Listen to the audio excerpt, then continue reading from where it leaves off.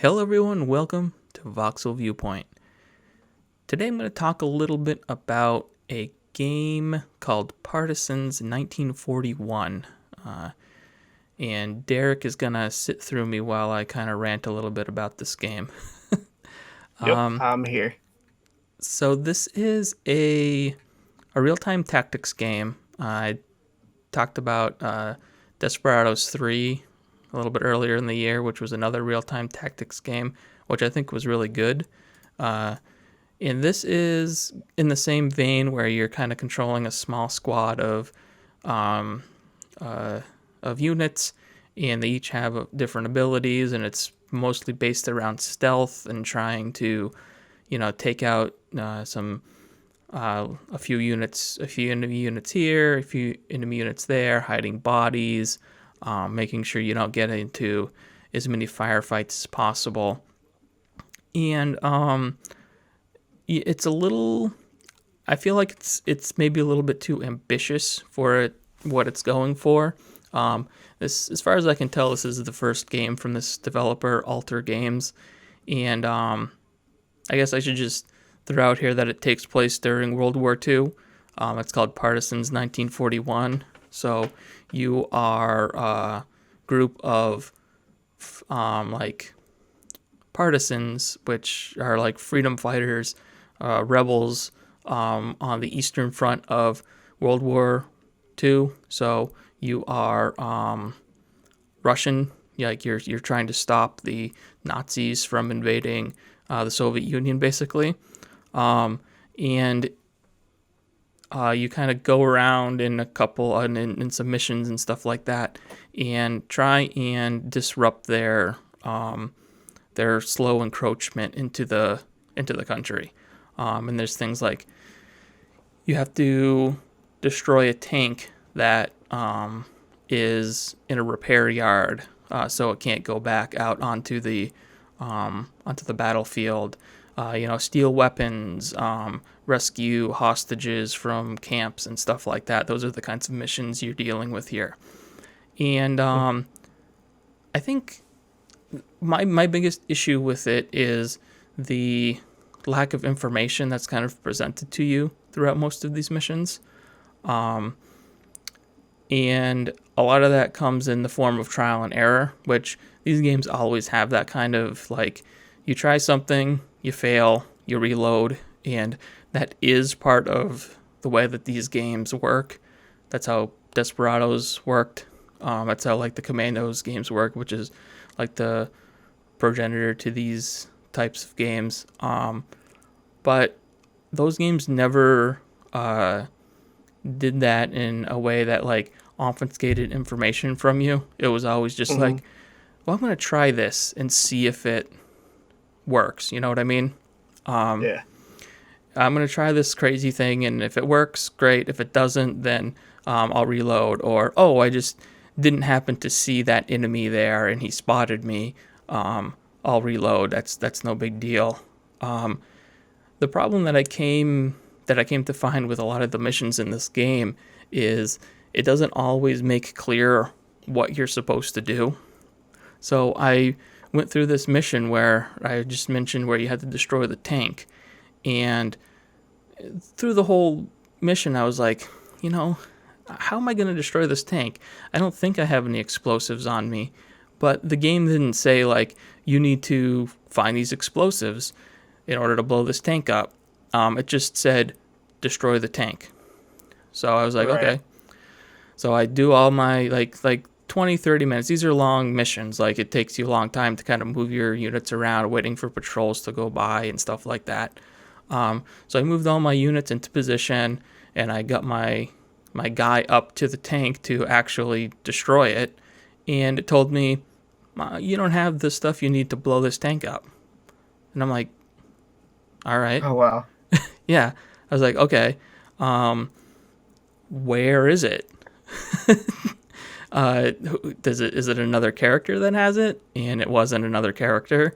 And there's no indication in the objectives or the, like, notes on the mission or, like on the map or anything, that there's this crate all the way over on the other side of the map that has the explosives in it that I needed to get first.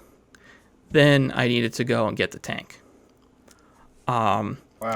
Yeah, so that was a little frustrating. It didn't like the game isn't super difficult once you learn the mechanics of the game and if you're patient, but it was just like it took me 20-30 minutes to get to this tank, and now it's going to take me another 15 to coordinate this pickup of these explosives and make sure I get back without being seen and stuff like that.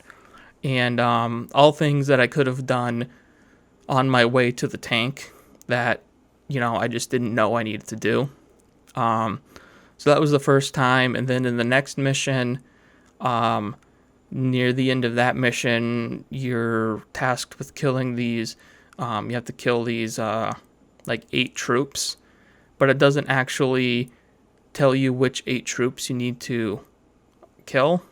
They're in a group, so you know that in the general area where they are, but there's like 15 enemies in this area, and you're not really sure which ones actually count toward those 8 troops.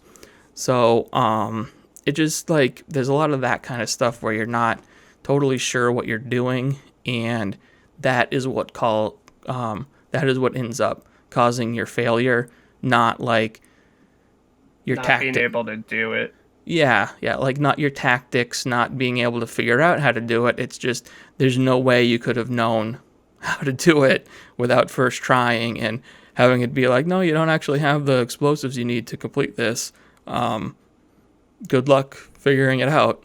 And I don't really think that that's great design. At least that's not what I like to get out of these games. I like to know what I'm going for and then try and use the game's systems to, accomplish that task, and having that extra layer of like, what am I actually doing here? Am I doing everything right?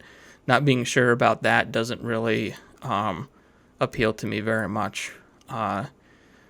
There's a lot of UI stuff too that kind of gets in the way, like when you're trying to move a body, a whole bunch of icons show up on the screen where you hover your mouse.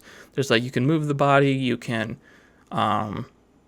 like search the body for supplies, and like if you used your silent throwing knife attack, there's also an icon that pops up to pick up the knife.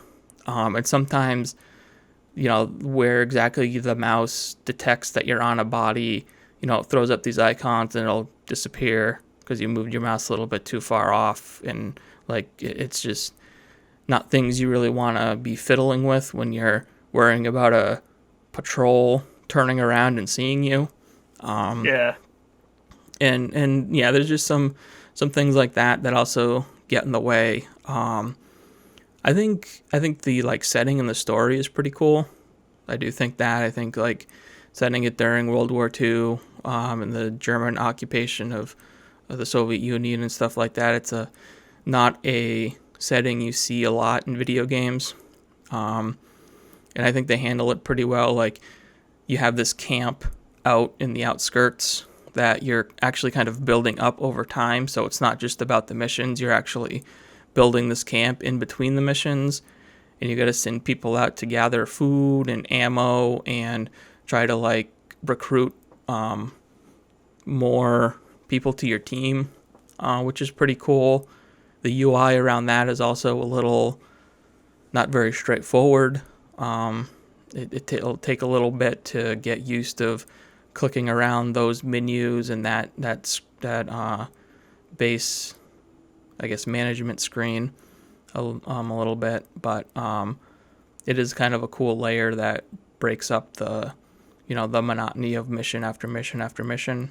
And you're also collecting supplies during the missions too. Like, there's a reason for you to explore a little bit in the missions and not just beeline it for your objective. Like, there'll be supply cabinets and crates and stuff that you can collect, like weapon parts and just general supplies and food from, to help supply your base. And it's worth it to poke around there too. So like there are some cool elements here. I just wish that it wasn't so frustrating to play on occasion. You know, it's not a complete like don't go buy this game, but just be aware that there could be some frustrations around the edges if you're looking for one of these real-time tactics games, which kind of seem to be having a little bit of a comeback, which is pretty cool because I do enjoy playing them. They're a particular type of challenge that you don't see a lot of anymore, but this one is definitely on the rougher side in terms of that. Now, Derek, I know you looked up a little bit about this game. Are these types of games that you've ever been interested in or anything? Yeah, I used to love these types of games. It's definitely one I might check out, depending how after hearing what you have had to say about it. Yeah. Maybe if it gets a patch or two, these might be some things that they can work on or fix. I'm not sure how yeah, I mean the games how on handling that they are. They're like, hey, this is the full game. This is what you got. Or yeah, I'm hey, not sure if they're gonna be patching a lot of this kind of stuff. It's been out for a month and I haven't seen too much. Like, we're hearing you about these kinds of problems and we're gonna fix it. Honestly, if you are looking to get a game like this, I would probably recommend Desperados 3 over this right now. Just because, I think it's it's a better put together game. And they've been putting out a lot of free content updates for Desperados 3. Like, they've been putting out a lot of free missions for it post launch. Just like, here's a new mission. It's like, okay, cool. But I do wish, but yeah, the setting here is cool though. So I wish, if the Cowboys setting doesn't really do it for you, then I don't know what to tell you. And this isn't on console either. So Desperados 3 is on console. If you ever wanted to grab it there. All right. I guess that's gonna do it for that then. Thanks for listening to me give a little bit of a rant on that. Hey, no problem. And yeah, I guess we'll see you next time. Later. Thanks for watching. If you enjoyed this video, please consider leaving a like and subscribing to see more. Check out voxelvoice.com for all of our great content, and consider supporting us on Patreon to keep our content ad-free and independent.